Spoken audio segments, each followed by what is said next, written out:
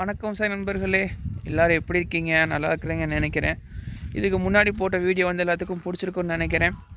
இன்றைக்கி வீடியோவில் நம்ம என்ன பார்க்க போகிறோம்னு பார்த்தீங்கன்னா, நேற்று ஒரு எதிர்பார்க்காத ஒரு நிகழ்வு. அதாவது கிட்டத்தட்ட நல்ல ஒரு ஓரளவு மழை இருக்கும். பட் ஆனால் ஆண்டவன் முன்னேற்றத்தில் எப்படியோ மழை காற்றடிக்காமல் பேஞ்சிருச்சு. ஏன்னா நானும் பயந்துட்டே தான் இருந்தேன். ஏன்னா காற்றடிச்சுன்னா இருக்கிற மக்காச்சோள தட்டை நமக்கு முக்கால்வாசி நல்லா விளைஞ்சிருச்சு.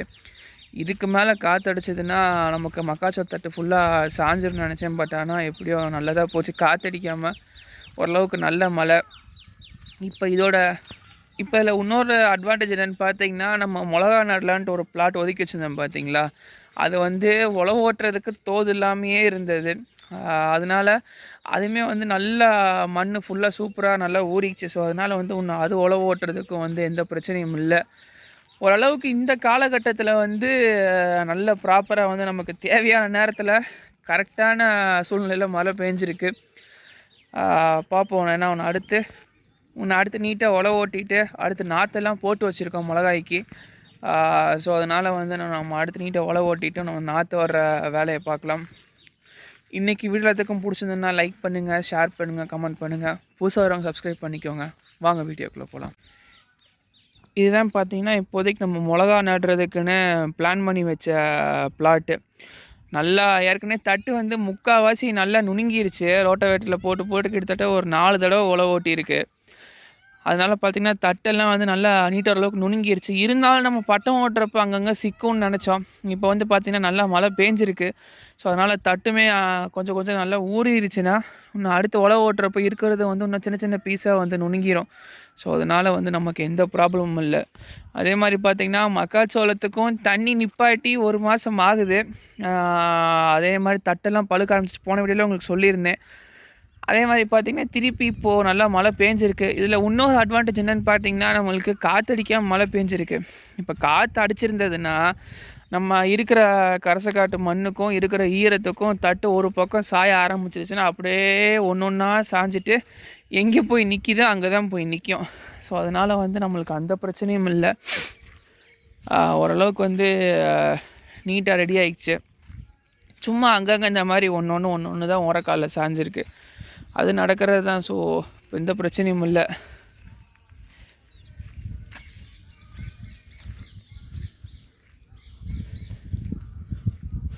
அதே மாதிரி பார்த்திங்கன்னா முருங்காய்க்கும் கரெக்டான நேரத்தில் மழை பெஞ்சிருக்கு. இன்னும் நம்மளுக்கு முருங்காய்க்கு பார்த்தீங்கன்னா இன்னும் ஒரு மாதத்துக்கிட்ட நம்ம தண்ணி பாய்க்க வேண்டியது இருக்காதுன்னு நினைக்கிறேன். ஏன்னா காடியாயத்துக்கு ஃபுல்லாக நனைஞ்சிருச்சு இல்லையா.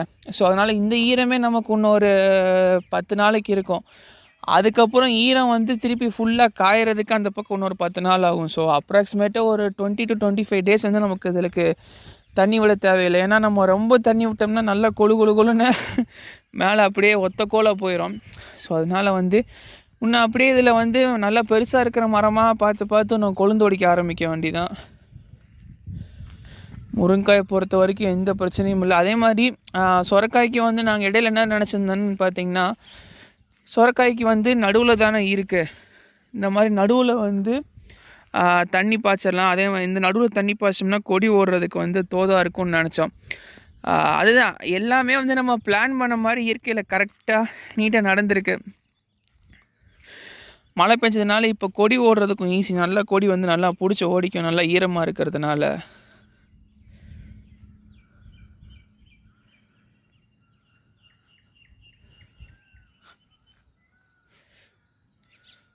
இந்த மாதிரி வளர்த்தியாக இருக்க மரத்தில் ஃபுல்லாக பார்த்திங்கன்னா இன்னும் கொழுந்து நொடிக்க ஆரம்பிச்சிட வேண்டிதான்.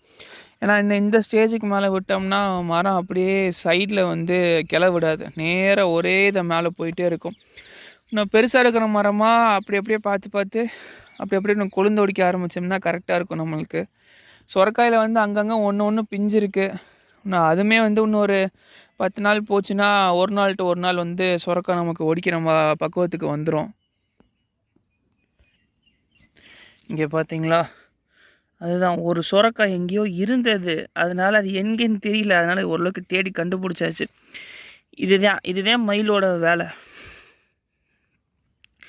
பார்த்தீங்கன்னா இப்படி ஓரத்தில் ஃபுல்லாக எல்லாம் கொத்தி வச்சுருக்கு பார்த்தீங்களா. டெய்லியும் காலையில் மயில் முடுக்க ஆரம்பிக்கணும். சுரக்காய் வந்து ஓரளவுக்கு ஏகதேசத்துக்கு எல்லாத்துலேயும் பிஞ்சு விட ஆரம்பிச்சிருச்சு. இந்த பார்த்தீங்களா, நான் இதெல்லாம் இப்படியே விட்டோம்னா அடுத்த ஒன்றா மயில் கொத்த ஆரம்பிச்சதுன்னா ஒரு பிஞ்சு கூட எடுக்க முடியாது.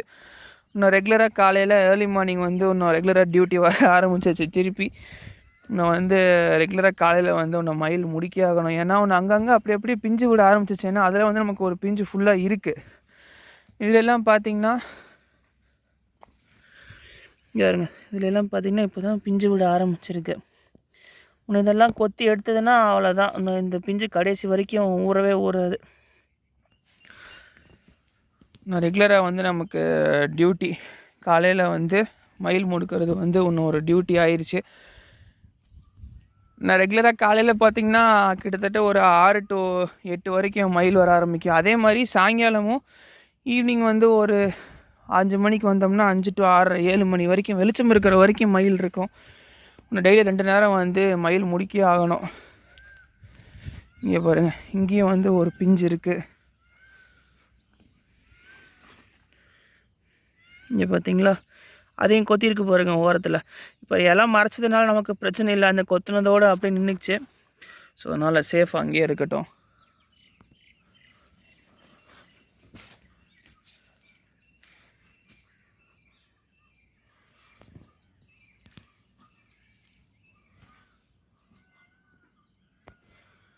வீடியோ பார்த்தீங்கன்னா சின்ன ஷார்ட் வீடியோ தான். அதாவது மழை பெஞ்சதுக்கப்புறம் என்னென்ன டேமேஜ் இருக்கா இல்லையான்னு செக் பண்ணிவிட்டு உங்களுக்கு அப்டேட் பண்ணலான்னு தான்.